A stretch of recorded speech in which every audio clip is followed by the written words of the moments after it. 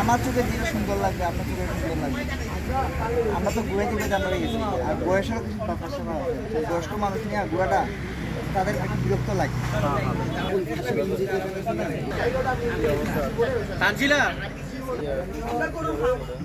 যারা দেখতেছেন সব কিন্তু লোকাল মানুষ, বিকেলবেলা একটু আসে সময় কাটাতে।